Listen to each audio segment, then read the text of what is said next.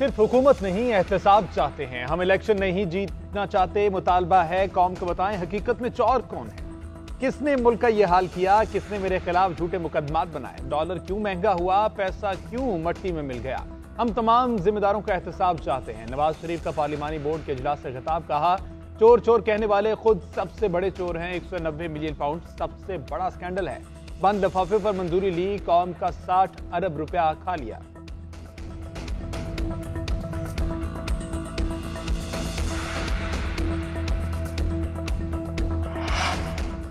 एक लाडला 2013 में, दूसरा 2018 में बनाया गया। 2013 में वोट गिने जा रहे थे मगर पहले ही जीत का ऐलान हो गया।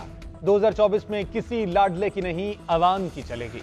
पीपल्स पार्टी रहनुमा मुराद अली शाह कहते हैं बाकियों को तो लाडला बनाते रहे मगर पीपल्स पार्टी के लिए कभी ऐसा नहीं हुआ। जिन्हें लाडला बनने की जरूरत है वो बनते रहे। लेवल प्लेइंग फील्ड ना मिलने के बावजूद अवाम में जाएंगे। निसार खोड़ो बोले बानी चेयरमैन पीटीआई की जबान अब नवाज शरीफ इस्तेमाल कर रहे हैं। पीटीआई हो या नून लीग, ये सिंध के साथ ज्यादती कर रहे हैं। हल्काबंदियों पर नुकसान हमें भी हुआ मगर एतराज नहीं कर रहे। इलेक्शन में किसी बहाने ताखीर नहीं होनी चाहिए।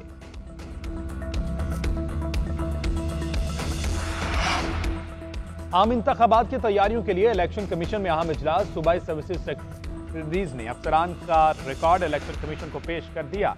इंतखाबी अफसरान की तैनाती चंद रोज में मुकम्मल होगी। डीआरओज और आरओज को तैनात करके तरबियत शुरू की जाएगी। अच्छी शोहरत के हामिल अफसरान को तैनात किया जाएगा। मेंबर पंजाब बाबर हसन ने कहा कि इंतखाबात के शेड्यूल का ऐलान अगले हफ्ते कर दिया जाएगा। मौसम के बायस इंतखाबात के अल्तवा की बातें गैर जरूरी हैं। इलेक्शन अपने वक्त पर होंगे।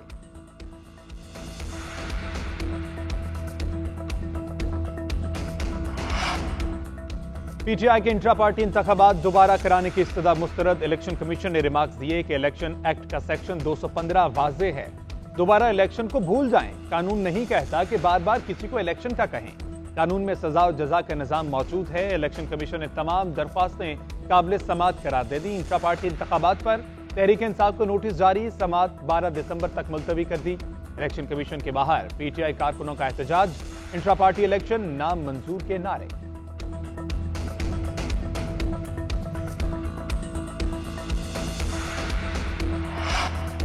पीटीआई के इंट्रा पार्टी इलेक्शन नाम नेहाद थे। इलेक्शन नहीं, सिलेक्शन थे। एक चेयरमैन ने दूसरे चेयरमैन को मुंतखब किया। इस चेयरमैन का पीटीआई से कोई ताल्लुक नहीं। आज इलेक्शन कमीशन में वीडियो सबूत पेश कर दिए। अकबर एस बाबर की मीडिया से गुफ्तगू, कहा उनके वकील ने कहा कि नून लीग में भी ऐसे ही इंतखाबात होते हैं। क्या पीटीआई नून लीग और पीपल्स पार्टी की मिसालें देगी? आज पीटीआई रहनुमा भी मौजूदा सियासत के हवालों पर उतर आए। आज पाकिस्तान फिर दो राहे पर खड़ा है। हमने फैसला करना है कि क्या सही मानों में जमहूरियत का हिस्सा बनेंगे।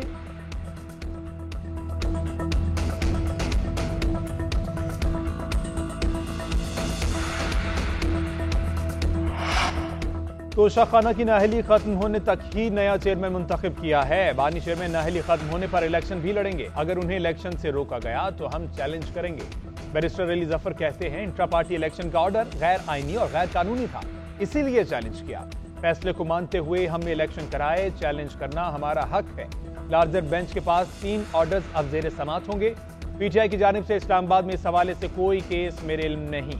किसी वकील ने इंट्रा पार्टी इलेक्शन के मामले को खुद इस्लामाबाद में चैलेंज किया है।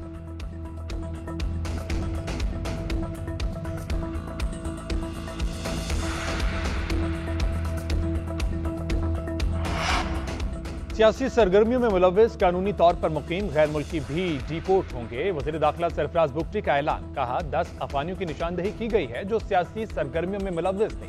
उन्हें डिपोर्ट किया जा रहा है। गैर कानूनी मुकीम तमाम गैर मुल्कियों को वापस भेज रहे हैं। 90% लोग रज़ाकाराना तौर पर अफगानिस्तान जा चुके। कोई एक भी हिरासत करने का केस सामने नहीं आया।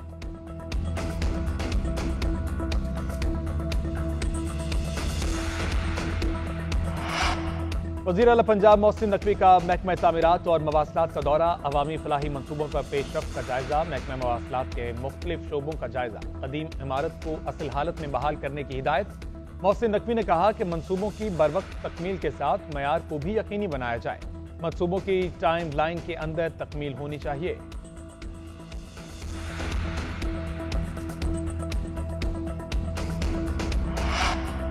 मैरीटाइम सिक्योरिटी वर्कशॉप के शुरका का नेवल हेडक्वार्टर्स का दौरा। शुरका को पाक बहरिया के किरदार पर ब्रीफिंग दी गई। तर्जुमान पाक बहरिया के मुताबिक chief of staff vice admiral Awais Ahmed ने शुरका से खिताब किया।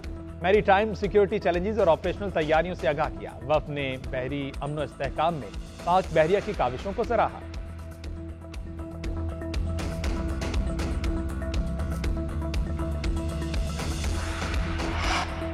और मुल्क में तेल और गैस के ज़खायर दरियाफ्त। OGDCL के मुताबिक सिंध में 10 कुएं 2081 मीटर खुदाई के बाद ज़खायर मिले। योमिया 8.5 मिलियन क्यूबिक फीट गैस हासिल होगी। 360 बैरल योमिया खाम तेल भी हासिल किया जाएगा। दरियाफ्त से मुल्क की इंपोर्ट में खातिर खास कमी होगी।